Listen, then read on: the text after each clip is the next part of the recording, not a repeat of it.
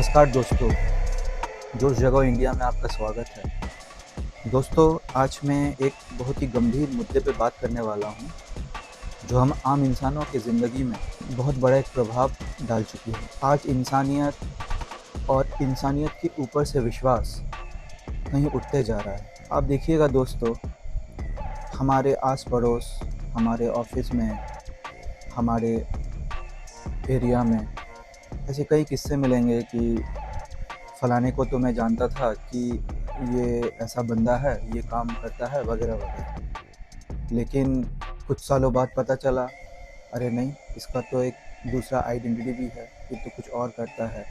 इसका सच पकड़ा गया, इसका झूठ पकड़ा गया। और तो और ऐसे कई इंसान हैं हमारे ज़िंदगी में, जिनमें से कोई इक्का दुक्का, जिनके साथ हमारा बहुत सालों से रिश्ता अच्छा रहा है, लेकिन कुछ ऐसे किस्से हो जाते हैं हमारे बीच, इससे ये सामने आता है कि उन्होंने हमारे साथ विश्वासघात किया। इसी कारण से इंसानियत और विश्वास आज ना के बराबर है, कहीं ना कहीं ये ख़त्म हो रहा है हमारे बीच में से। अब देखिए दोस्तों, ये जो हमारे देश का वॉर चल रहा है हमारे पड़ोसी देश से, आप सोचिए आजकल सोशल मीडिया के ज़माने में हमारे कांटेक्ट में, या हम कितनों के कांटेक्ट में आते हैं जो विदेशी होते हैं, हमारे पड़ोसी देश से होते हैं। तो अभी ऐसे दिन आ गए हैं कि आजकल डर लगता है कि ये उस देश से मुझे फ्रेंड रिक्वेस्ट भेज रहा है, क्या मैं फ्रेंड रिक्वेस्ट एक्सेप्ट करूं?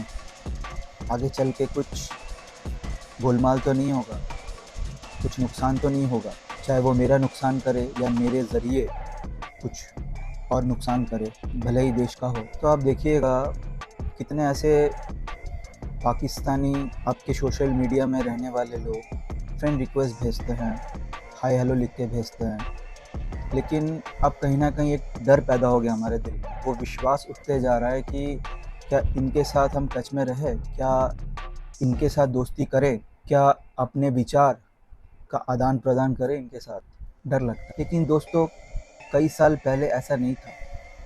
अभी जो हमारा इंटरनली इतना सब कुछ पकड़ में आ रहा है कि कोई स्पाई है जो कि अपना अलग आइडेंटिटी लेके हमारे मोहल्ले में रह रहा था, अचानक से वो पकड़ा गया, उसकी अलग ही छवि निकल के आई कि वो क्या है, वो इंफॉर्मेशन लीक करता है हमारे देश का।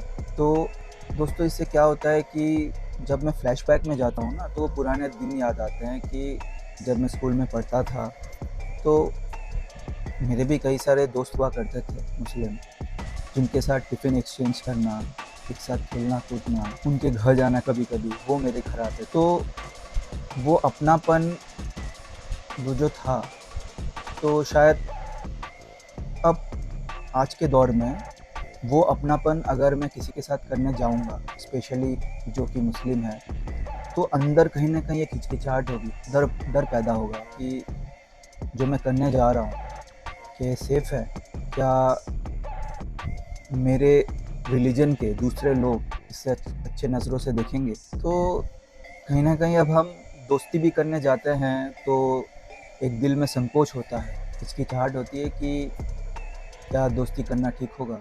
मैं आपको एक फैक्ट बताता हूँ दोस्तों, भले ही हम ये ज़ात पात, इसकी ज़मीन उसकी ज़मीन को लेके झगड़ा करें, दो देशों में झगड़ा हो, लड़ाई हो, लेकिन माँ, इसका ज़ात एक ही होता है, सिर्फ मातृत्व का। दोस्तों, मेरा एक मुस्लिम क्लासमेट था, तो उसके घर में जब मैं गया तो उसकी माँ ने मेरे सर पे हाथ रख के बोला कि बेटा बहुत अच्छा इंसान बन, तेरे में वो बात दिखता है। तो आप सोचिए, वो लम्हा मुझे आज तक याद है। तो वो तो मुस्लिम है, वो मेरी माँ भी नहीं है, लेकिन जैसे मैंने कहा, माँ का कोई ज़ात होता नहीं है। हर बेटा, हर बेटी, हर माँ के लिए बराबर होता है। तो दोस्तों, अब ऐसा है कि क्या कर सकते हैं।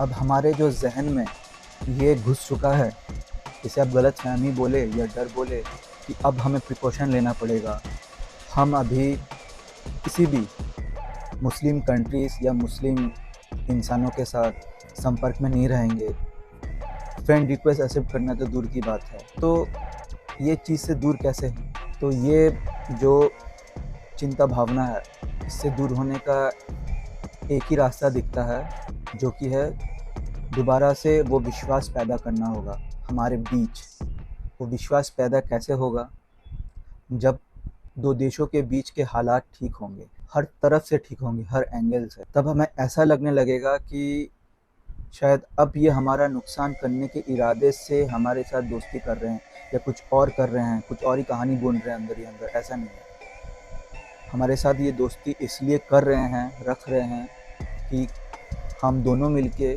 किसी अच्छे लक्ष्य की ओर बढ़े। इससे दोनों देशों का, हम दो इंसानों का फ़ायदा हो, हमें खुशी मिले।